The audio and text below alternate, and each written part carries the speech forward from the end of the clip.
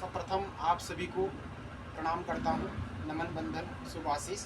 सर्वप्रथम जो है हम भगवान के श्री चरणों में नमन और वंदन करते हैं, भगवती के चरणों में नमन करते हैं। आज का टॉपिक है धर्मयुग आत्मचिंतन का विषय कुछ इस प्रकार से आज का टॉपिक है आनंद पर। ये टॉपिक लेकर मैं आपके सामने आया हूँ, समय निकाल के इस टॉपिक को देखें। आनंद जो है, आनंद अपने अंदर है, हम आनंद को जो है बाहर ढूंढ रहे हैं। क्षणिक है आनंद जो है, आनंद अपने अंदर है, हम आनंद को बाहर ढूंढ रहे हैं। एक आनंद है, एक परमानंद है, और दूसरा है दो मंडल हैं मनुष्य के अंदर। एक है बाह्य मंडल, एक है आंतरिक मंडल है। बाह्य मंडल क्या है? अपने अंदर का मंडल। बाह्य मंडल है अपने अंदर का मंडल, और आंतरिक मंडल है बाहर का मंडल। इस शरीर में जो है जो दो रूपी पक्षी बैठे हुए हैं, एक है जीवात्मा, एक है परमात्मा। एक है जीवंशी है, एक तत्वनाशी है, एक तत्वांत वेदा है, वेदांत शास्त्री है, वेदांत को जानने वाला है। हमारे अंदर जो है परमात्मा, जो परमात्मा की भक्ति करता है, परमात्मा की भक्ति करता है, और जीवात्मा जीवों पर दया करता है, जीवों पर दया करता है। एक प्यारा सा श्लोक आया रामचरितमानस के बालकांड में, बहुत प्यारा सा श्लोक है। मैं अपने प्रवचन के माध्यम से बताना चाहूँगा सभी को। कहते हैं कि बेकार यह मुख है जो रहे व्रत की बातों में, हीरे मोती स्नेह हाथों की पहचान, जो हरि चरणों में बंधन किया करे, भगवती के चरणों में नमन किया करे, और माता पिता जी के चरणों में स्पष्ट किया करे। इन्हीं के चरणों में धाम है, इन्हीं के चरणों में मुक्ति है, और उन्हीं के चरणों में वैकुंठ है, और इन्हीं के चरणों में परम धाम है, परम भगवत की प्राप्ति है, और परम आश्रय इन्हीं के चरणों में है। कहते हैं चाहे व्यक्ति मंदिर जाए या ना जाए, इससे कोई फर्क नहीं पड़ता है। सबसे पहले अपने माँ बाप की जो सेवा करता है, उसका जीवन जो है धन धान्य से कृतार्थ होता है, धन धान्य से निर्मल होता है, और धन धान्य से पल्लवित हो जाता है। जैसे श्रीमद् भागवत महापुराण वेद व्यास जी ने 18 महापुराणों की रचना करी। वेद व्यास जी ने नैमिषारण्य क्षेत्र में 188,000 सोलह ऋषि जो है सत्संग सुनने के लिए गंगा जी के पावन तट पर एकत्रित हुए हैं। कहते हैं कि संत हृदय नवनीत समाना, संत हृदय नवनीत समाना। न जाने किस वेश में भगवान की प्राप्ति हो जाए, न जाने किस वेश में नारायण की प्राप्ति हो जाए, न जाने किस वेश में प्रभु की प्राप्ति हो जाए, न जाने किस वेश में भगवान का परम धाम प्राप्त हो जाए। भगवान का परम धाम उसे प्राप्त होता है जो भगवान के प्रति समर्पित होता है। ठाकुर जी कहते हैं जो मेरा परम भक्त होता है, परम वैष्णव भक्त होता है, जो मेरी भक्ति करता है, जो मेरा गुणगान करता है, और जो मेरा जप नित्य प्रति जप करता है, मैं उसके साथ हमेशा रहता हूँ। जिस पर भगवान की कृपा होती है उसी का भगवान हाथ पकड़ते हैं, उसका हाथ पकड़ते हैं और अपनी ओर आकर्षित करते हैं। जैसे जैसे जैसे जैसे जैसे शिव की बिगर जो है नंदी, शिव के बिगर नंदी अधूरे हैं, और नंदी के बिगर शिव जी अधूरे हैं, शिव जी के बिगर माता पार्वती अधूरी है। इसी प्रकार राम के बिगर आपकी सीता अधूरे हैं, और हनुमान जी के बिगर राम जी अधूरे हैं, और श्री कृष्ण के बिगर राधा रानी अधूरी है। कहते हैं कि जो कालों के काल महादेव है, सर्पांगधारी, भस्मांगधारी, जटाधारी, कुंडलाकारी, जो नरमुंडों की माला को धारण करने वाले हमारे भगवान शंकर भोलेनाथ जो हैं, और हाथों में डमरू को धारण किए हुए हैं, और त्रिशूल को धारण किए हुए हैं, और जगत की सृष्टि करते हैं, जगत का पालन करते हैं, जगत की सृष्टि को चलाते हैं। हमारे अंदर जो है एक जीव रूपी पक्षी है, काका हंस चला अकेला। इसमें जो है काका रूपी हंस है, न जाने वो जब उड़ जाएगा तो हम जब इस शरीर से उड़ जाएगा तब हमारी क्या हो गया, हमारा सांस, हमारी चलना क्या हो जाएगी, बंद हो जाएगी। सबसे पहले भगवान का दिया हुआ भगवान रूपी सांस है, सबसे बड़ा धन यही है। भगवान रूपी सांस जो चल रहा है हमारे साथ, चलते फिरते चल रहा है।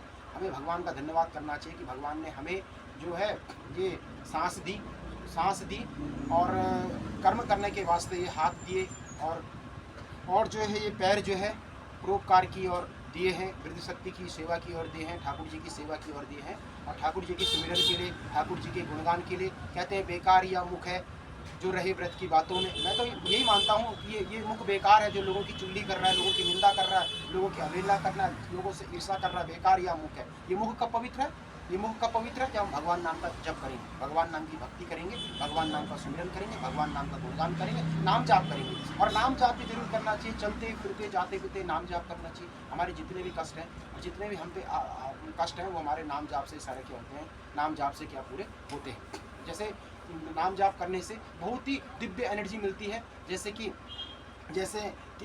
गुरु जो है हमें मार्गदर्शन करता है, और गुरु जो है हमें आगे चलने की ओर प्रेरित करता है, और गुरु हमें आगे चलने के लिए जो है आलोकित करता है, पल्लवित करता है और पुष्पित करता है। जिस प्रकार से कहते हैं काका काको धन हरे, सूक्ति के माध्यम से आपको बताना चाहूँगा कि काका काको धन हरे, कोयल किसको देहि, मीठे वचन सुनाई के सबको बस में कर ले। भाव है कि कौवा जिस प्रकार से, कौवा काला है, कर्कश है तो काला है, कर्कश, हम क्या करते हैं, उसको काला है उसको सुनना पसंद नहीं करते, उसको पत्थर मारते मारा है ना। और कोयल कितना मीठा बोलती है कि मन करता है कि हम उसको सुनते जाएं। इसी प्रकार जो है हमें मनुष्य की देह मिली है, मनुष्य की काया मिली है, हमें इसे यूं ही व्यर्थ नहीं गंवाना, खाली खाने पीने सोने में इसे व्यर्थ नहीं गंवाना। हमें गुरुदेव के 3 चरण थे। सबसे पहले है आत्मसंयम, समझदारी, ईमानदारी, बहादुरी और जिम्मेदारी। समर्पण भाव होना चाहिए, गुरु से जुड़ने के लिए समर्पण की भाव होनी चाहिए, समर्पण, अपने अंदर जिज्ञासा उत्पन्न करनी चाहिए। किसी भी कार्य को सीखने के लिए सबसे पहले हमारे अंदर जिज्ञासा, उत्कंठा होनी चाहिए, तब जाके हम किसी कार्य को छोटा बड़ा नहीं होता। अगर हमारा लक्ष्य होता है हम उस लक्ष्य को जरूर आगे बढ़ सकते हैं। मैं थोड़ा हमारे सनातन धर्म के बारे में बताना चाहूँगा। आजकल हमारे सनातन धर्म में जो है घमंड, अहंकार भरा हुआ है। हमारे ब्राह्मण समाज में अहंकार, मैं खैर मैं इनकी अवहेलना नहीं कर रहा हूँ, लेकिन सत्य है, कड़वा है। हमारे ब्राह्मणों में जो आजकल जलन, ईर्षा, राग, देश भरा हुआ है। कोई किसी को आगे बढ़ता हुआ देखना नहीं चाहता है। ये कलयुग का प्रभाव है महाराज, कलयुग का प्रवेश है, कलयुग की सीमा चल रही है। और ज्ञान, देखो ज्ञान की बात मैं आपसे बताना चाहूँगा कि ज्ञान तो गूढ़ है, गूढ़ तत्व है, गूढ़ रहस्य है। ज्ञान तो जितना हम बांटेंगे उतना हमें ज्ञान मिलेगा, बल्कि ना कि हमारा ज्ञान बढ़ेगा। हमारे सनातन धर्म में कोई अगर आगे बढ़ रहा है, कोई किसी को आगे बढ़ने नहीं देखना चाहता है। आप घबराए ना, कोई आपके साथ हो ना हो। गुरुदेव कहते हैं कि बेटा कोई तुम्हारे साथ हो ना हो, ठाकुर जी कहते हैं कोई तुम्हारे साथ हो ना हो। ठाकुर जी हमारे साथ जो है परम, हमारे भक्त हमारे साथ खड़े हुए हैं। जहाँ पे भक्त रहते हैं, हमें सारा कार्य जो है फलीभूत हो जाता है। और अपने उसे कभी डगमगाना नहीं चाहिए, अपने लक्ष्य से कभी डगमगाना नहीं चाहिए। और दूसरा मैं बताना चाहूँगा कि जीवन में किसी के सहारे नहीं रहना चाहिए, अपने सारे काम करना चाहिए, और ना किसी की उंगली पकड़ के चलना चाहिए। अपने में विश्वास होना चाहिए, लक्ष्य होना चाहिए, हमें आगे बढ़ना। अकेले संसार में आए थे हम, क्या किसी के साथ आए थे? किसी के साथ नहीं आए, अकेले हम संसार में आए थे, और अकेले हम संसार से हमें चले जाना है। लेकिन आजकल आदमी धन को महत्व दे रहा है। हाँ, धन भी अपने जगह सही है, लेकिन कहते हैं धन को आदमी महत्व दे रहा है कि धन के बगैर कोई कार्य नहीं होते। लेकिन कभी भी आदमी के अंदर लालच, कपट, घमंड नहीं होना चाहिए, लालच भी नहीं होना चाहिए। जो मिलता है संतोषम परम सुगम, संतोषम परम धनम, और संतोष में ही सब कुछ है। और आजकल जो है ज्ञान भी धीरे धीरे खत्म हो रहा है, ज्ञान भी धीरे धीरे पतन की सीढ़ी की ओर जा रहा है। ज्ञान को लोग महत्व नहीं दे रहे। लोग जो है महाराज, लोग जो है व्यसन की ओर ज़्यादा जा रहे हैं, व्यसन मुक्त आंदोलन, व्यसन की ओर जा रहे हैं। और धर्म कर्म भी अब धीरे धीरे बंद होता जा रहा है। ये सनातन धर्म जो बचा हुआ है महाराज, ये 50% बचा हुआ है। अभी कुछ सालों बाद लोग ढूंढेंगे कहाँ है विप्र समाज, कहाँ है ब्राह्मण समाज, कहाँ है सिकाधारी, कहाँ है जनेऊधारी, कहाँ है धोतीधारी, है ना, कहाँ है वेद पाठी, वेदों को बाँचने वाले, भागवत को बाँचने वाले, गायत्री को बाँचने वाले। ऐसे भी आपको ढूंढने से भी आपको कम मिलेंगे। अभी आदमी इस कीमत को नहीं समझ पा रहा है, बाद में आदमी इस कीमत को समझ पाएगा। जैसे हम चाहते हैं कि ज्ञान को आगे बढ़ाइए। हमारा ये मकसद होता है आपके सामने लाइव आने का सौभाग्य प्राप्त होता है। उसी को सौभाग्य प्राप्त होता है जिस पर भगवान की कृपा होती है, भगवान का परम हस्त होता है, जो भगवान के प्रति समर्पित होता है। तो ज्ञान को हम जितना बढ़ाएंगे, खाली हमें इसे सुनना नहीं है, इसको हमें आगे अपने जीवन में फॉलो करना है। 10 लोगों को बताना है कि हमारा सनातन धर्म कहाँ से कहाँ चले गया। और गायत्री के आजकल जो हमारे ब्राह्मण लोग हैं, गायत्री के बारे में, गायत्री जो है त्रिकाल संध्या भी भूल चुके हैं कि यही ब्राह्मण का धर्म है। ब्राह्मण जो है होटलों में खा रहा है, ये बहुत बड़ा प्रसंग मैं आपको बता रहा हूँ महाराज जी। ब्राह्मण जो है होटलों में खा रहा है, बल्कि ब्राह्मण को जो है होटल में भी नहीं खाना चाहिए। समझ रहे हैं मेरी बात? होटल में भी नहीं खाना चाहिए। क्यों? क्योंकि जो है हम आपको बताएंगे, ये जो लाइसेंस रूपी जो ये आप दिखा रहे हैं, थोड़ा मैं चाह रहा हूँ यहाँ भी टेलीकास्ट कराएं थोड़ा जनेऊ की। और ये हमारा जो है, ये हमारा लाइसेंस है हमारा, ये हमारा जनेऊ। इसके बिगड़ जो है ब्राह्मण अधूरा है। ये तिलक आप देख रहे हैं, ये तिलक जो है, ये तिलक भी जो है भगवान का प्रसाद है, तिलक जो है।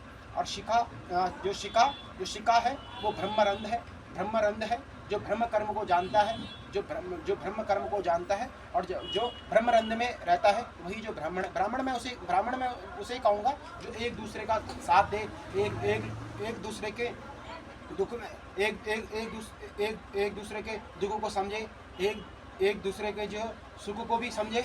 यही हमारा जो है ब्राह्मण धर्म है। लेकिन आजकल ब्राह्मण धर्म लुप्त होता जा रहा है। आजकल जो घमंड अहंकार हो गया, अगर किसी के पास गाड़ी है, ब्लेंडेड का गाड़ी है, वो कांक्षा करेगा मेरे पास ये गाड़ी होनी चाहिए, कल को मेरे को और अच्छी गाड़ी होनी चाहिए।